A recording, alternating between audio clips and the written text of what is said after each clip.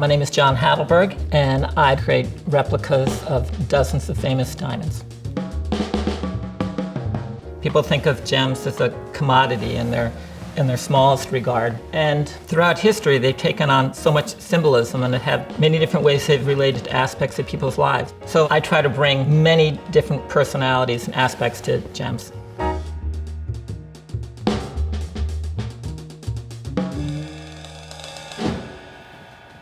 Hello, everybody! Diamonds are so incredibly brilliant. And the reason they're so brilliant is that they're essentially a crystal lattice of pure carbon. And that particular element in its cubic form, when light comes into it, it slows the light down. To replicate that, I have to come up with a material that can give the same quality of dispersion, fire, white light, brilliance. I really think of it as trying to replicate Mona Lisa's smile.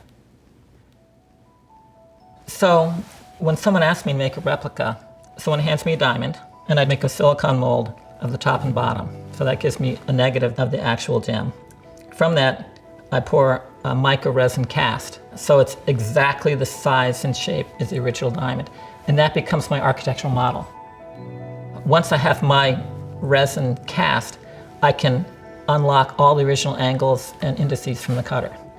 I love the fact that I'm completely following the footsteps of someone who had cut this origin in the past. Whether the diamond was finished last week or 500 years ago.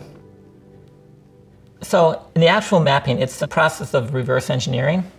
So I'm actually, instead of putting the crystal in the head and then starting to cut it, what I do is I put the cast of the diamond in the head, and with something very technical called a grease pencil, I cover over a facet and have it intersect with the lap and just wait until the grease pencil just smears off cleanly, and then I know I have the facet locked in.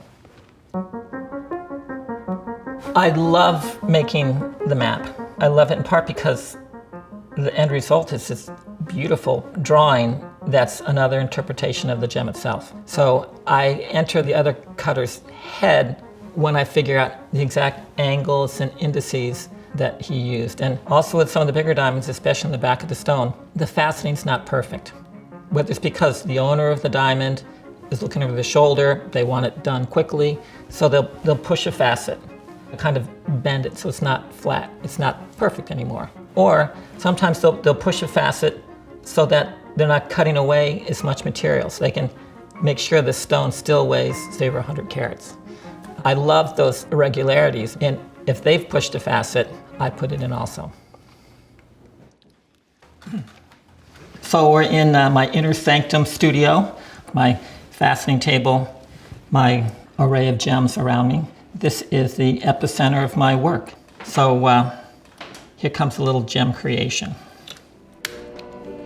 I think of the tools of my trade versus a number of my friends, most of them who are jewelers. Mine's really basic. My studio is really only this big, and it's just the fastening machine, the wheels, the head, the powders, the oils, but it's all very compartmentalized and organized. Usually when I fasten a replica, it takes me at least 6 months. I'm extremely slow, and I'm extremely precise with what I do. So there's two real components of a fastening machine. One is the head, which is the gem is glued onto a stick and inserted into the head. And the other part of the fastening machine is the wheel or the lap. And what you do is you have the stone intersect with the lap. And so the two ways you can regulate that is the angle that the facet hits the lap. And then if you turn the stone like this, and you can lock it into place hundreds of different, you can split hairs in terms of where the indice intersects the wheel. So it's those two, the angle and the indice. Thank God it's a video, because without my arm movement, people have no idea what I've explained. The final step on making a replica is you've finally polished everything. Usually the last facet I finish is the largest one, the table on top of the stone. And at that point, I've got to get it off of the stick, off of the dop stick. And at that point, I'm kind of gasping because I can look at it in the most critical of lights and see that it has a beautiful polish and it's done. In replicating diamonds, I think there's just been 3 instances where I had to start over. Because if you cut below what the mass of the actual diamond is, then it can't be a perfect replica anymore, so it's just a scrap heap. My access to famous diamonds can take a long time. The Dresden Green diamond, for example, took me 5 years to get my hands on it. The Kohinoor diamond in London, that took me 13 years before I got permission to work on it, because there's a certain diamonds I was chasing. Now, when I'm lucky enough to have someone commission me to make a replica of a famous diamond, I always travel to the diamond. It's never brought here to the studio. So the Hope diamond, of all the gems I've been able to work on, is my most favorite of all. And I've worked with it dozens of times. So the Hope diamond has 3 iterations. This is the first one. This is a copy, and this is a color test, one of many to get the right color. So when this arrived, Tavernier, one of the generally famous diamond merchants, he made 6 voyages to India. The last one, he came back, had an audience with Louis XIV, and he sold him a huge diamond crystal. It was referred to vaguely as a heart-shaped stone. But you can see that it resembles more of a crystalline shape. So what happened about 4 years after Louis XIV bought this, it was refashioned, it was recut.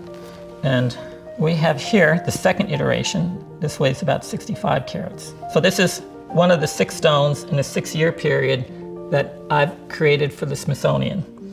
The crystal was actually very thin.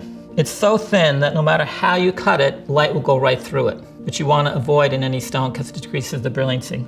But what they devised is Louis XIV, the Sun King. His colors are blue and gold. On the back of this, you can see there's a 7-rayed sun. The diamond obviously is blue. And because it's dead in the center, the light doesn't reflect through it, they had gold behind it. And that 7-rayed sun was projected. So it became the symbol of his reign. It was the gold sun in the blue sky. So then with a Hope diamond, and this is a bit odd, this is, I said how when I work with the process of my replica work, someone hands me a diamond, I make a mold of it, I make a cast of it.